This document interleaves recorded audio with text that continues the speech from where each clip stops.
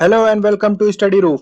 आज हम लोग बात करेंगे इंडिया और रशिया के द्वारा कंडक्ट की गई बायलैटरल नेवल एक्सरसाइज इंद्र के बारे में और जानेंगे पूरा डिटेल इस टॉपिक में डिटेल डिस्कशन के साथ। लेकिन उससे पहले अगर आपने हमारे चैनल स्टडी रूफ को ज्वाइन नहीं किया है तो चैनल को सब्सक्राइब करें और हमारे टेलीग्राम ग्रुप को ज्वाइन करें ताकि लेटेस्ट अपडेट आप पाते रहें करंट अफेयर्स वीडियोस के। जैसा कि आप लोग देख रहे हैं ये द इकोनॉमिक टाइम्स की न्यूज है जिसमें लिखा है कि India Russia strengthen interoperability with exercise Indra navy in the Bay of Bengal. ये जो एक्सरसाइज कंडक्ट की गई है इंद्र, ये इतनी इंपॉर्टेंट क्यों है और यह क्यों न्यूज में है। सबसे पहले हम लोग जानते हैं कि आखिर ये एक्सरसाइज इंद्र है क्या। तो देखिए, इंद्र एक बाई एनुअल मिलिट्री एक्सरसाइज है जो इंडिया और रशिया के द्वारा शुरू की गई थी 2003 में। जैसा कि आपको पता होगा कि रशिया जो कि फॉर्मर यूएसएसआर है डिसइंटीग्रेट हो गया था 1990 में और उसके बाद उसके मिलिट्री पर एक्सपेंडिचर बहुत कम हो गए थे और इंडियन ओशन में उसकी कोई भी डिप्लॉयमेंट नहीं। तो इसी में एक फर्दर डेवलपमेंट करते हुए 21st सेंचुरी में 2001 में इंडिया और रशिया के बीच बात होती है और फिर यह डिसीजन लिया जाता है कि 2003 में एक ज्वाइंट एक्सरसाइज कंडक्ट की जाएगी इंडियन ओशन में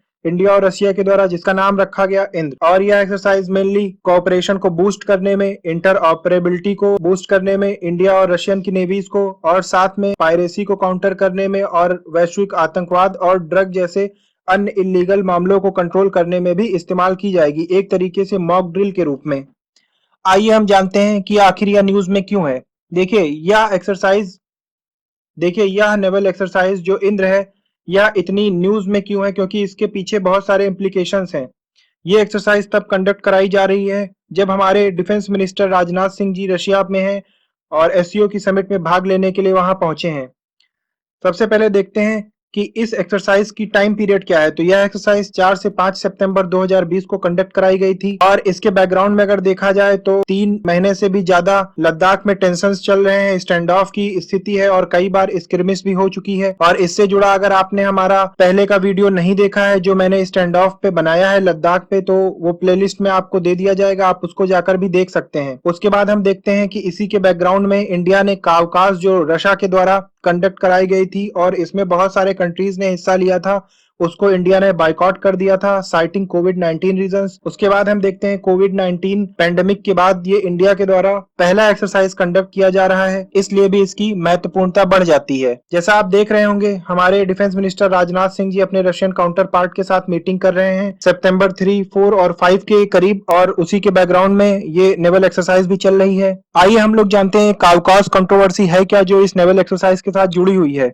देखिए, काउकास एक्सरसाइज के बारे में एक चीज हम जान लेते हैं कि यह जो एक्सरसाइज है एक रीजन के नाम पर रखा गया है। आपको पता होगा काउकासस रीजन जो south western part of Russia में है, आपको इमेज में दिख रहा होगा, ये जॉर्जिया, अजरबैजान और टर्की के पास में जो south western part of Russia है और रशिया की बाउंड्री है, वहां पर इसे कंडक्ट किया जाना था। इसमें रशिया के साथ साथ 18 और कंट्रीज थी जिनको भाग लेना था, जैसे चाइना, ईरान, पाकिस्तान और टर्की। और आपको पता होगा कि इंडिया के इस समय रिलेशंस चाइना, पाकिस्तान और टर्की तीनों से ही खराब चल रहे हैं। तो हमारे जो डिफेंस एक्सपर्ट हैं उनका ये मानना है कि इंडिया ने चाइना, पाकिस्तान और टर्की पार्टिसिपेट कर रहे हैं, इसलिए इंडिया ने बाइकआउट किया है। लेकिन इंडिया ने जो अपने ऑफिशियल स्टेटमेंट में बताया है वो यह रीजन बताया है कि वो कोविड-19 पैंडेमिक की वजह से उसने बाइकआउट किया है। उसके बाद हम देखते हैं कि इंडियन फ्लीट और रशियन अर्माडा में इंडिया में कौन कौन सी शिप्स ने हिस्सा लिया था और रशिया में कौन कौन सी शिप्स ने हिस्सा लिया था।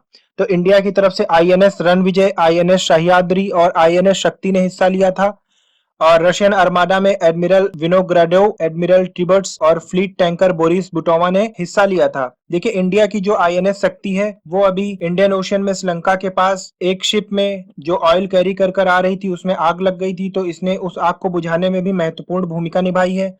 आइए सबके बारे में जानते हैं एक एक करके। देखिए, जो आईएनएस रणविजय है, जैसा कि आपको इमेज में दिख रहा होगा इसकी पिक पूरी, ये एक राजपूत क्लास की गाइडेड मिसाइल डिस्ट्रॉयर है इंडियन नेवी में और यह फॉर्मर सोवियत यूनियन के वर्जन्स में से एक है और इस इंडियन नेवल शिप को कसीन सेकंड क्लास के नाम से भी जाना जाता है। उसके बाद हम देखते हैं आईएनएस सह्याद्री को। यह 42B हेलीकॉप्टर्स आईएनएस सह्याद्री एक Shivalik class stealth multi role frigate build है जो स्टेल्थ और लैंड अटैक कैपेबिलिटीज को एनहांस करती है। इनको बनाने वाले हैं मैजडॉक शिप बिल्डर्स गोवा और यह शिवालिक क्लास की फ्रिगेट है, जैसा कि आपको चित्र में दिख भी रहा होगा। उसके बाद हम लोग देखते हैं आईएनएस शक्ति को।